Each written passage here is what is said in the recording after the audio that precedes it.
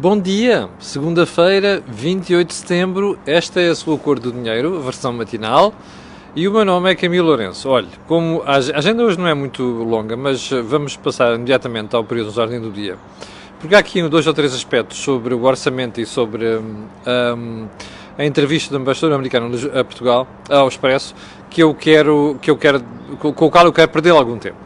Então vamos lá, no período de ordem do dia, a frase que pôs os engenheiros de cabelos em pé.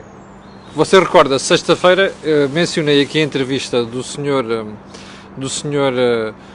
professor Abel Mateus, ex-presidente da Autoridade da Concorrência, ex-governador do Banco de Portugal, ao Jornal de Negócios, em que ele dizia: SIC não se pede a um engenheiro um plano estratégico. Como se recorda, na sexta-feira, alertei aqui para o facto de ter sido excessivo a forma como ele falou. E mais do que excessivo, foi um erro de posicionamento. Porque o problema aqui não é saber se é um engenheiro que faz um plano de recuperação e resiliência. Até porque os engenheiros sabem fazer contas, que é coisa que às vezes alguns economistas não sabem fazer. Verdade seja dita. Mas um dos defeitos do plano de recuperação e resiliência é não haver contas e contas bem feitas. Portanto, o problema aqui não é ser engenheiro. E aqui é que eu acho que o professor Abel Mateus esteve mal, porque a crítica é: um plano desta natureza deve ser feito por uma pessoa. Depois podem dizer assim: está bem, mas teve o contributo de muita gente, foi uma coisa que teve em discussão pública. Não interessa. Um plano destes nunca pode ser feito por uma pessoa. E vou-lhe explicar porquê. Porque, aliás, já tive a oportunidade de falar sobre isso aqui. Porque todo o resto do país vai dizer assim: aquilo não é meu. O que este plano devia ter tido era a representação de vários setores da sociedade, embora algumas pessoas com poder de decisão, para comprometer esses vários setores da sociedade. Por um lado.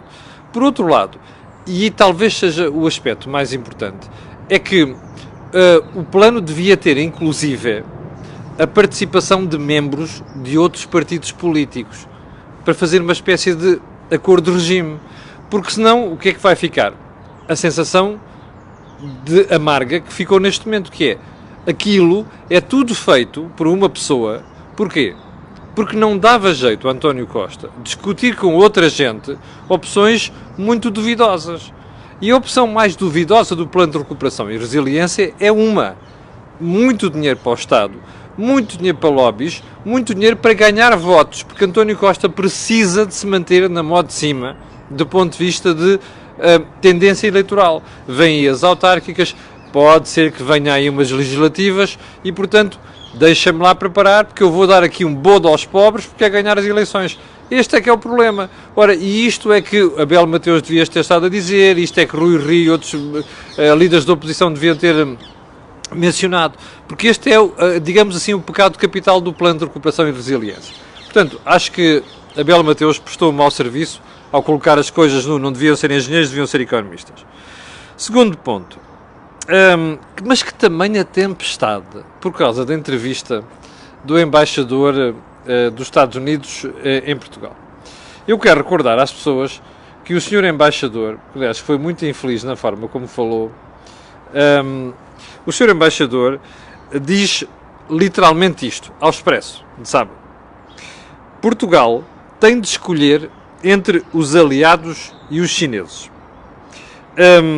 E dá mais detalhes. Se a Huawei entrar no 5G, em Portugal, como sabe, o Huawei é um dos principais fornecedores de equipamento do mundo, de equipamento e software do mundo, para a rede 5G, a relação na defesa muda.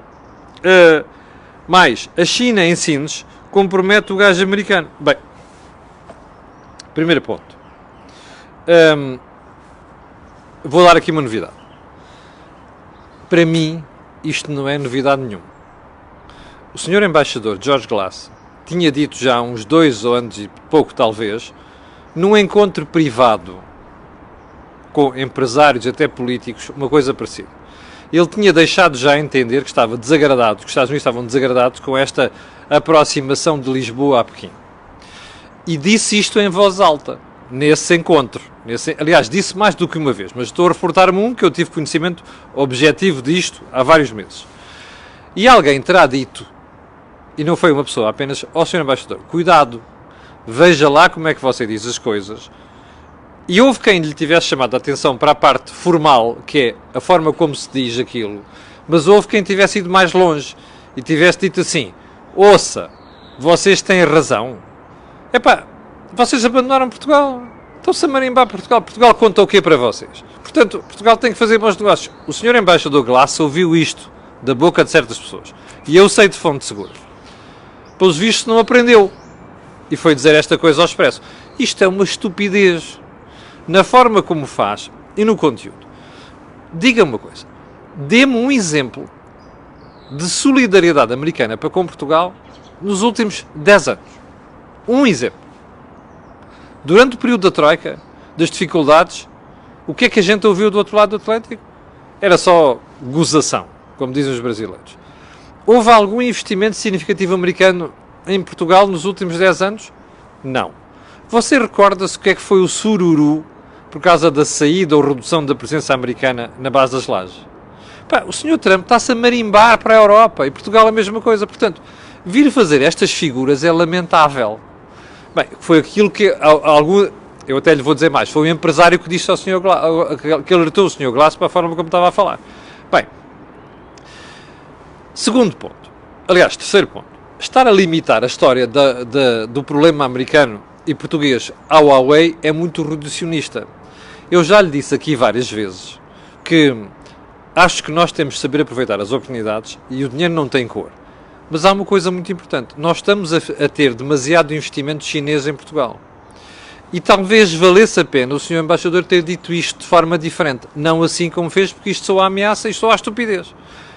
Eu, pessoalmente, não quero mais investimento chinês em Portugal. Não quero. Porque acho que nós estamos a ficar com setores estratégicos nas mãos de uma ditadura. E, portanto, é melhor dizer isto assim. E é melhor analisar isto de, bom, há aqui umas oportunidades que vamos aproveitar, mas outras não.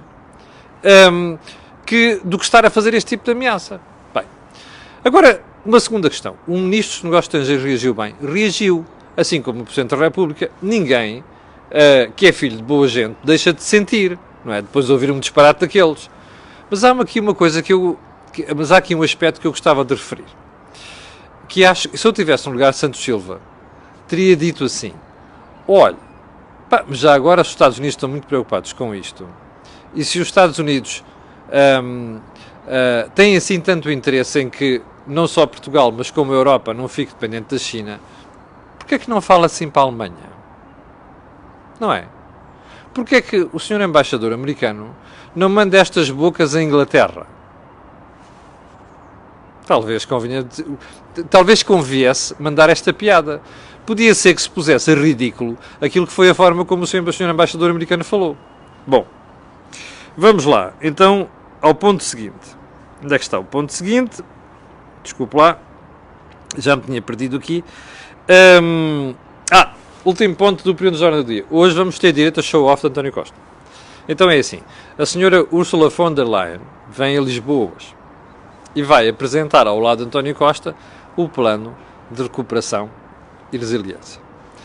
À noite, a senhora von der Leyen é convidada do Presidente da República para a reunião do Conselho de Estado.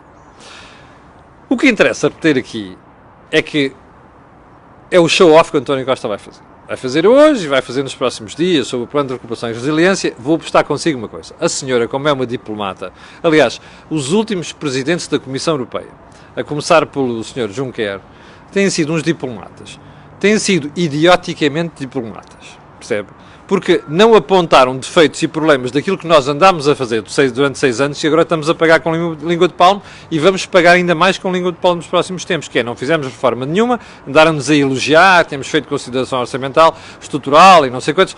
Eles diziam uma coisa, o serviço da Comissão diziam outra, esta senhora é a mesmíssima coisa, portanto ela vai fazer diplomata hoje e vai elogiar tudo aquilo. Vamos guardar para amanhã uma análise, porque eu vou querer ver o que ela vai dizer, o Sr. Costa e o Dr. Costa, antes de fazer uma análise mais aprofundada. Mas há uma coisa que lhe vou dizer, que quanto mais olho para o plano de recuperação e resiliência, mais desiludido fico. Porque acho que aquilo não serve para nada, mas rigorosamente para nada. E volto a dizer uma coisa que já disse aqui na semana passada. O senhor professor Costa e Silva está muito provavelmente à procura de um tacho, percebe? Por isso é que se prestou àquele serviço. Havemos de voltar a isto. Vamos então à agenda de hoje. Montepio, sim, continua a estar na Berlim.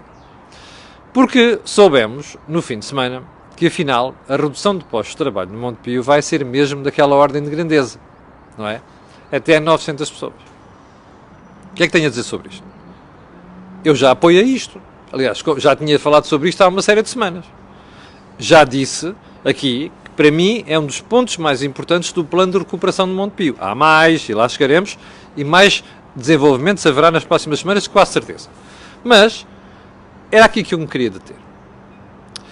Isto foi tudo feito de forma atabalhoada, não é? Primeiro, divergências entre o Conselho de Administração e a parte executiva. Depois, a forma talvez ingênua com que se apresentou isto a certos órgãos que depois vieram dar com os dentes aos jornalistas. Ou seja, mais valia que o Montepio tivesse assumido, já que não conseguiu ter uma estratégia de comunicação coerente, isso era muito importante, para a banca isso é muito importante, tivesse assumido logo que havia reduções de postos de trabalho para fazer. Mais valia. Porque dar a sensação, dizer para o mercado, não há nada decidido, mas depois, uns dias depois, chega a saber-se que afinal o plano enviado para o Banco de Portugal e que está a ser discutido as finanças e com a Segurança Social prevê mesmo a redução de postos de trabalho até 900 pessoas. Ora bem, isto dá uma imagem de, olha, está aqui a puxar para este lado, depois está aqui a puxar para o outro. Ora bem, a comunicação faz-se proativamente, não se faz reativamente. Ora, isto não ficou bem ao Montepio. Agora vamos à segunda questão. No fim de semana tivemos mais notícias sobre o banco. E quais foram essas notícias? Apareceu no Expresso declarações do CEO do BCP a dizer que o BCP admitia uma fusão com o Montepio. O Montepio. E isto causou estupefação numa série de sítios, setores. Compreensivelmente. Porque, repare, o BCP ainda não tem completo o seu processo de saneamento. Bem, o Banco de Montepio também não. E, portanto, a primeira pergunta de um cidadão comum é assim, espera aí, ainda agora não tem o problema resolvido num lado e não tem o problema resolvido no outro, estão a falar em fusão? A quem é que dá jeito isto? Ao BCP, que quer crescer, quer aumentar aquilo que é a sua participação no mercado? Dá. Mas, antes disto tudo, eu gostava de colocar uma questão. Esta ideia sai de dentro do BCP, dos acionistas do BCP, porque eu não acredito que Miguel Maia, até porque conheço o Miguel Maia há muitos anos, não acredito que Miguel Maia viesse dizer uma coisa destas sem ter a seu lado vários setores, nomeadamente, e a saber, os principais acionistas do BCP e do outro lado do governo. A mim cheira-me que não, que isto não é só a ideia do BCP. Isto tem alguma coisa de mãozinha do governo. E vou-lhe dizer porquê. O governo está aterrado, mas verdadeiramente aterrado, com o que pode acontecer com o Montepio e com a Associação Mutualista. O governo andou a assobiar para o lado, melhor, o Partido Socialista e o governo andaram a assobiar para o lado nos últimos anos, ao tratar de forma sloppy, o mínimo que se pode dizer, a questão Montepio. E quando eu digo a questão Montepio é o banco, é a Associação Mutualista. E andaram a empurrar com a barriga. Deviam ter tomado decisões cirúrgicas há mais tempo. Não tiraram. Quando tiraram o tapete ao anterior presidente da Associação Mutualista, que também já foi presidente do banco, já era tarde demais. E agora, como sabem que tem um problema com o novo banco, que é, pá, caramba, nós nem sequer conseguimos fazer passar esta questão dos 900 milhões de euros para o novo banco, como é que a gente agora vai dizer um dia que pode ter que fazer uma intervenção no Montepio? Está a perceber o problema. Portanto, o governo dá-lhe imenso jeito que isto seja tratado de outra forma. E eu não tenho mais pequena dúvida que um dos sopros desta ideia veio do governo, embora o BCP desminta e o Ministério das Finanças desmente, e acho que foi o EC que disse que o Ministério das Finanças desmente. Pode desmentir à vontade. Eu tenho a certeza absoluta que uma destas ideias, ou um dos apoios, veio, se não mesmo a sugestão, veio mesmo por parte do governo. Agora, tem pernas para andar? Eu acho que não. Primeiro, porque o BCP não tem concluído o seu processo de reestruturação. Segundo, porque o Montepio tem lá um problema e é um problema grave. Podemos perguntar se é mais grave ou menos grave, mas é um problema grave. E, portanto, estar a juntar dois problemas pode dar um problemão. Ora, não me cheira que em Frankfurt e noutros sítios se olhe para isto de ânimo leve sem determinado tipo de compromissos, inclusive por parte do governo. E aí é que está o problema. Terceira questão. Alguém já perguntou à Associação Mutualista, que tem mais de 99% de capital do Banco Montepio, está interessada nisto? Eu ainda não ouvi a opinião da Associação Mutualista. Eu sei que quem está à frente da Associação Mutualista neste momento é uma pessoa muito cautelosa. Mas, quer dizer, e portanto não terá tendência a falar nesta altura. Não me parece que os associados da Associação Mutualista estejam muito virados para aqui. Até porque eles chegavam com o quê depois? Está a ver? Ou seja, anda-se a veicular estas ideias, talvez com balões de oxigênio, testing the waters, não é? A ver se está quentinha ou fria, para ver qual é a reação. Eu acho que não é por aqui e, sobretudo, não é assim. E como eu lhe disse, nas próximas semanas seguramente teremos notícias sobre isto. Bom, ponto seguinte, já vamos com muito tempo, Orçamento do Estado. O PCP diz que não vai aprovar o orçamento. O governo ali arrasca, porque agora veio dizer que afinal, uma das agências do Bloco de Esquerda já estava Duarte Cordeiro, o homem do aparelho, o homem dos fretes. Afinal, o governo já tinha cedido uma questão do Bloco de Esquerda, a criação de novo apoio para a economia no próximo ano, não sei quantos. Bom, mas o problema é este. É que primeiro o Bloco, que neste momento está interessado, o Bloco também está preocupado, o outro Bloco está aterrado com a possibilidade desta ameaça do PCP ser a sério. E, sinceramente, pelos últimos meses, parece-me que o PCP está mesmo firme nesta decisão. Mas agora é assim, como o PCP sai, quem é que fica no spotlight? Fica o Bloco de Esquerda. Ora, o Bloco está muito preocupado com isto, porque não quer ser associado a este apoio descarado ao Governo. O que significa que para o Bloco apoiar isto, ou seja, o orçamento para 2021, vai ter de haver cedências do Governo. Uma delas é esta aqui que Duarte Cordeiro avançou, mas não é a única. E o problema para o Governo é que o Bloco tem algumas exigências que passam para além da linha vermelha. Uma destas é a mexida nas leis laborais, que já anda a pedir há não sei quantas legislaturas, há quantos anos. E a legislatura inteira anterior. Ora, isto é a pior coisa que se podia fazer a Portugal, até por outra razão. É que foi das maiores conquistas que a Troika nos trouxe. Portanto, isto vai fiar fino.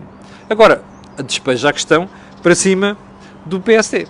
Não é? Aliás, na sexta-feira, o Sr. Professor Marcelo Rebelo de Sousa, Presidente da República, ficou tão preocupado com a história do o PCP diz que não apoia, que a seguir veio logo dizer não, o PSD deve-se comprometer a deixar passar este orçamento. Primeiro, o Presidente da República nunca se meteu nisto. Não foi. É a primeira vez que se mete nesta questão. É a primeira vez que Marcelo se nada tão longe para fora de pé. Eu sei que Marcelo é um bom nadador, mas nadar para 10 milhas fora da costa é uma coisa perigosa. Mas não sei muito bem onde é que fica aquela bravata do Presidente da República a meio da semana que não, o orçamento deve ser aprovado à esquerda, porque não é bom termos blocos centrais. Então, mas espera aí, isto não é uma contradição do Sr. Presidente da República? Então, ele está a dizer, num dia, que não quer blocos centrais. No outro dia está a dizer que o PSD deve viabilizar os orçamentos do Partido Socialista. Quando o Partido Socialista encostou à esquerda nos últimos 6 anos. Isto não faz sentido. Faz. Marcelo está borrado de medo. Perdoem-me a expressão. Marcelo não quer chatices. E, portanto, ele agora já não pode dissolver o Parlamento a partir do dia 8 de setembro. Ou seja, o país fica por aí. E agora, a questão seguinte é, então, mas espera aí, podia haver uma crise política? Podia e pode. A questão é, isto dá jeito a Marcelo? Não dá, não é? Ele tem as presidenciais pela frente, ele tem-se vendido como o referencial de estabilidade e, portanto, isto cria um problema para a recandidatura do Sr. Presidente da República. E é um problema sério. Bem, como é que ele vai sair disto? Obviamente, pressionando o PSD a votar favoravelmente o orçamento. Ou então, se quiser, abster-se. Primeira pergunta. Qual é o custo que isto tem para o PSD? Segunda pergunta. O Presidente da República compete ao Presidente da República, com os poderes que tem, estar a dar indicações para um partido sobre como é que ele deve votar? Não me parece. Pergunta seguinte. Marcelo diz que, quando eu fui líder do PSD, deixei passar 3 orçamentos do Sr. António Guterres. Pergunta seguinte. Que pena, Marcelo, não ter dito assim, mas fiz uma burrada tão grande que contribuí para que o Sr. António Guterres tivesse tramado as contas públicas deste país e se tivesse pirado em 2001, não é? Foi isto que Marcelo esqueceu de dizer. Ora, é lamentável, não é? Porque era bom que o Sr. Presidente da República dissesse assim, bom, eu deixei passar 3 orçamentos de Guterres e depois lixei o país. Isto é que precisava que fosse ele a dizer e não eu. Razão mais do que evidente para eu perguntar assim, então para que é que está a sugerir ao PSD que vote ou deixe passar o orçamento do PS? Será que daqui a 1 ano ou 2 não vamos estar a passar aquilo que passámos depois de Guterres ter pirado daqui? Queremos repetir os mesmos erros? E é o Presidente da República que está a aconselhar isto? Não me parece a melhor decisão. Bem, eu tinha aqui mais 2 ou 3 pontos, mas como prometi começar a respeitar aqui os tempos, vou deixar para amanhã. Nomeadamente, se há algum problema se nós não tivermos orçamento. Ok? Vou deixar o assunto para amanhã. Quero dizer às pessoas que esta semana, sim, além do Think Tank, amanhã vamos ter o Mel Talks e vamos também ter uma entrevista. Para aqueles que estão a ver, eu gostava de agradecer e gostava de pedir a estas pessoas e a outras que vão ver aquilo que peço sempre, que é colocarem um gosto e fazer partilha nas redes sociais, e já sabe porquê. Aquilo que houve aqui não houve em mais sítio nenhum. Obrigado, com licença, e até amanhã às 8.